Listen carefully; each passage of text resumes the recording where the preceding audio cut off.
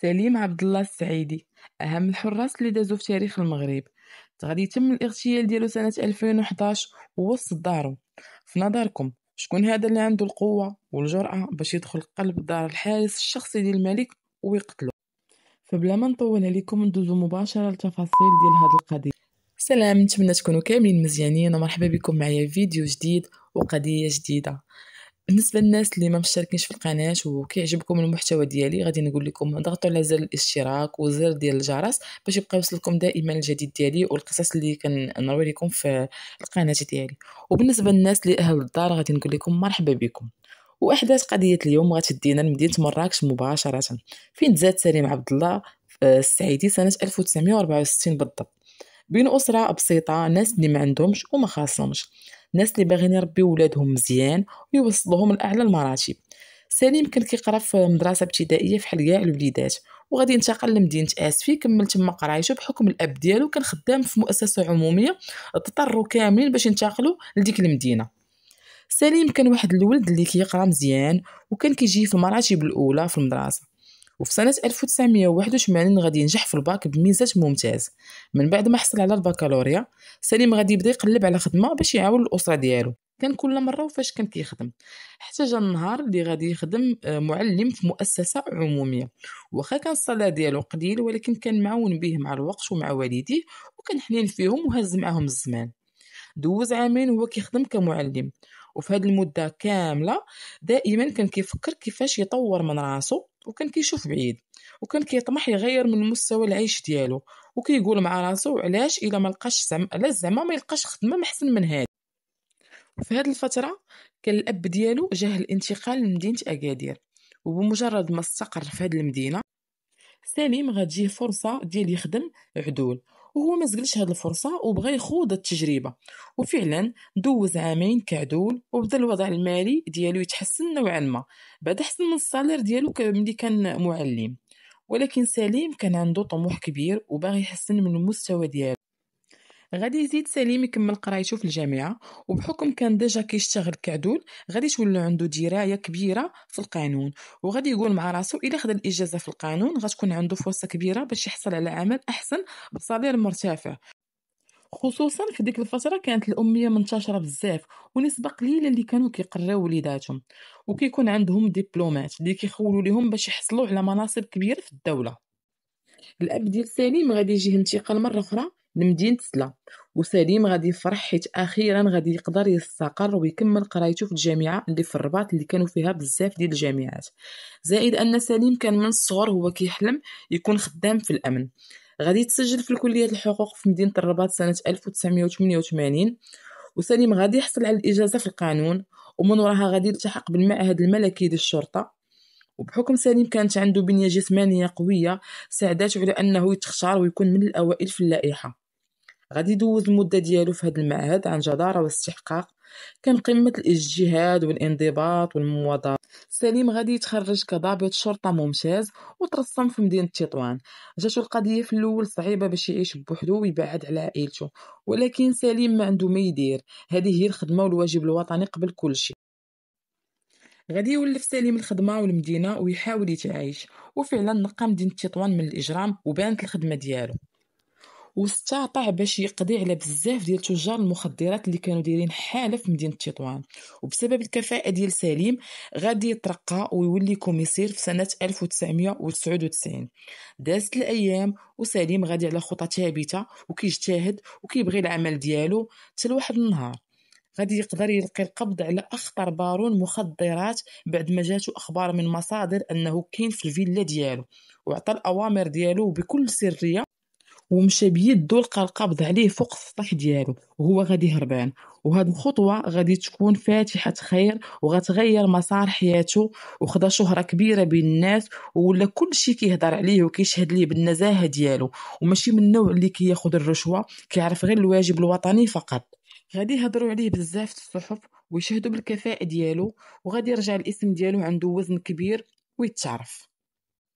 في هذه الفترة كان الحسن الثاني مازال عايش، وكانوا عنده جوج ديال الحراس، الاول محمد المديوري والثاني رايمون ساسيا. كان محمد المديوري هو المسؤول على توظيف فريق الحراسة الملكية ديال الملك.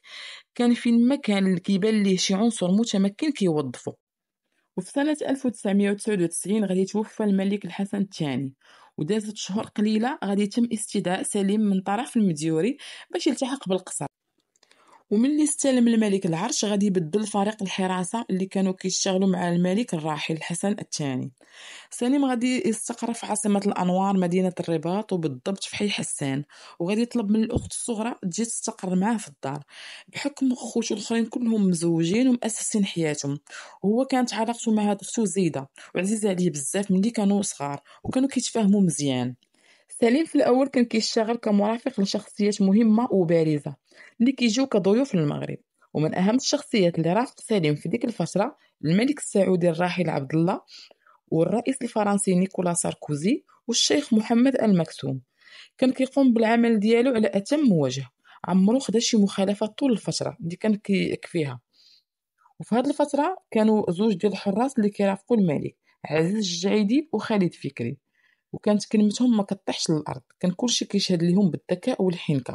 وفي سنة 2007 كانت هاد السنة معروفة بسنة الطرد الملكي. تقامت فيه حملة كبيرة على بعض الموظفين القصر والحراس الملك، وتعتقل فيها أكثر من 20 واحد. باش نزيد نوضح لكم اكثر، على حساب ما يقال انه كانوا شي وحدين داخل القصر الملكي وبعض الحراس كياخذوا الرشاوي باش يقولوا لهم وقت الدوره ديال الملك، وتبان زعما غير صدفه، وياخذ من عندهم الرسائل. وكاين بزاف اللي استافدوا من هذه القضيه، اللي خداو الكريمات ديال الطاكسيات وزيد وزيد.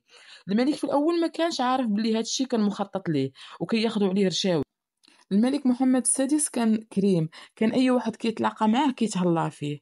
ولكن بزاف على ان فيما كتكون شي دوره كيكونوا الناس كيتسناوه وكيعطيوه، يعني بدا يدخل الشك كيفاش في اي دوره في كاع التحركات كيترصدوه، وشي حاجه اللي ماشي عاديه، ولا هذا الشيء كيشكل خطر على حياه ملك البلاد. الملك محمد السادس ملي غادي يسيق الخبر غادي ينقيهم واحد بواحد، وهنا جات الفرصه لسليم باش يكون قريب للمحيط الملكي. من بعد غادي يلتحق بالحرس الملكي، وغادي يبقى محافظ على الجدية ديالو في العمل والمواظبة. كان في الأول كيرافق الأميرة لاله سلمى باستمرار، وأول مرة بان معاها في مهرجان موازين سنة 2010. وفي نفس السنة بدا كيرافق الملك محمد السادس. كان معروف عليه قناص من الدرجة الأولى، كان كيحمل معاه دائما مسدس من نوع سميث أند ويسون، وهذا النوع من السلاح ماشي أي واحد يقدر يحمله. سليم في الأوقات الفراغ ديالو كان كيبغي يدوز وقته في واحد القهوة في شارع محمد الخامس مع صحابه، وعزيز عليه الموسيقى خصوصا ديال الناس الغيوان. حافظ الأغاني ديالهم كاملين، كيغنيهم وكيبرك مع صحابه وينشط معاهم ويخرج من الروتين ديال الخدمة والانضباط. المهم في سنة 2011 كانت الأوضاع في كاع المدن المغربية ما كتبشرش بالخير. كانت كاع المدن كتشهد مظاهرات كبيرة، وكانت معروفة بالربيع العربي، وكانت نيضة ديال بصح في كاع الدول العربية.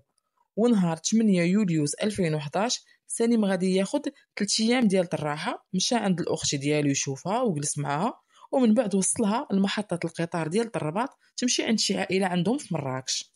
نهار 9 يوليوز 2011 النهار الثاني ديال الراحه ديال سليم، غادي يعرضهم واحد صاحبهم للعشاء، وسليم غادي يلبي ليه الطلب ديالو. تعشاو مجموعين نشطو، داز ديك الليله زوينه. من بعد تفرقوا كل مشى في حاله. سليم دخل لدارو مع 9 الليل، بدل حوايجو طفى الضو تشكى في بلاصتو باش ينعس. يلا بدا كيغلبوا الناس ويسمع شي حركه وسط الدار، كيخرج يشوف شنو واقع. مع خرج من بيت الناس كيتفاجئ بجوج ديال الاشخاص ملتمين، واحد واقف حدا الباب والثاني موجه ليه القرطاس. بحكم سليم البنيه الجسمانيه ديالو اللي عنده والصحه ديالو تلح عليه في محاوله منه يحيد ليه السلاح من يديه. الاخر غادي يتيري فيه نيشان يجي يسكرشو، ومع ذلك سليم ما استسلمش، وبحكم البنيه الجسمانيه بقى مضارب معاه تحيد ليه الفردي من يديه وتيري فيه جهه رجليه. وفي هذا الاثناء السكان ديال العماره والجيران سمعوا الضربات ديال القرطاس، خرجوا يشوفوا اش واقع. الناس تصدمات وتخلعات حيت شي حاجه اللي معمرها وقعات عندهم. هنا داك الشخص اللي كان حاضي الباب غادي يهرب، اما اللي تضرب في رجليه بغى يهرب، ولكن بحكم انه مصاب في رجليه فما استطاعش باش يبعد بزاف على مسرح الجريمه، خصوصا كان كينزف بزاف. السكان غادي يعيطوا على البوليس، خصوصا القضيه فيها السلاح، واللي مضروب هو الحارس الشخصي للملك. ففي البلاصة غادي يلتحقوا بعين المكان وغادي يلقاو المجرم مازال كيعرج برجليه وهربان. غادي يلقاو عليه القبض وهو كيهضر في التليفون، وغيديوه لمستشفى ابن سينا بالرباط، وثمن سليم داوه لنفس المستشفى. كانت هذا المجرم الحالة ديالو مستقرة عكس سليم اللي كانت حالته خطيرة بزاف. الأمعاء ديالو متضررة، داروا ليه العملية الأولى والعملية الثانية والعملية الثالثة ولكن بدون جدوى. حالته كانت خطيرة. ونهار 12 يوليوز 2011 غادي توفى سليم رحمة الله عليه. ما تصوروش حالة عائلة سليم كيفاش كانت والحالة اللي كانوا فيها ملي تلقاو خبر الموت ديال الابن ديالهم، وحتى من الجيران والناس كلشي بقى فيهم سليم. وهنا عطى الملك الأمر بالتحقيق بجدية مع القاتل ويلقاو المجرم الثاني اللي هربان. ولكن خلال التحقيق القاتل فضل الصمت وما بغاش يوشي بالصديق ديالو اللي كان معاه، واختار يتحمل مسؤولية الجريمة كاملة وما بغاش يتعاون معاهم واخا ضغطوا عليه والو ما بغاش يعترف. وملي قلبوا في السجل العدلي لقاو انه اسم الحقيقي ديالو هو محمد البداوي، كيسكن في العكاري بمدينة الرباط، وكان بستاني في القصر الملكي، وهو في الاصل جندي سابق، ومهنته الحالية هي تصفية الحسابات او قاتل مأجور، وعنده بزاف ديال السوابق وسبق تشد في الحبس مدة 5 سنوات. البوليس غادي يزيدو يعمقوا البحث وغيقلبوا في دار سليم، غيلقاو حتى حاجه ما تهزات، يعني احتماليه السرقه ما كايناش. وبداو كيروجوا بزاف الاشاعات، منها ان سليم كان ناشط مع صحابه وما تفاهموش واش خاصمو وصلوها بالقرطاس، وهذا الشيء اللي نفاوه صحابه وعائلته. وكاين اللي كيقول باللي مافيا المخدرات الشماليه هي اللي صفاتها ليه وانتقمت منه. المجرم فضل الصمت، غادي يتم الحكم عليه بالإعدام. وبقى الملف ديال هذه القضية مفتوح وعمرهم وقفوا البحث على المجرم الثاني. وفي سنة 2015 قدرت العناصر الأمنية تلقي القبض على المجرم الثاني اللي هو بارون المخدرات اللي كان شدو سليم السعيدي في مدينة تطوان، وكان تحكم مدة 10 سنوات. وكان ملي تحكم حلف ملي يخرج من الحبس حتى يصفيها ليه، وفعلا خرج وخطط هو ومحمد البداوي باش يصفيوها ليه. وحداو حتى كان الكونجي واختو ما كايناش في الدار ودخلوا عليه وقتلوه. وبعد اعتراف ديالو غادي يتحكم عليه بالاعدام مع وقف التنفيذ.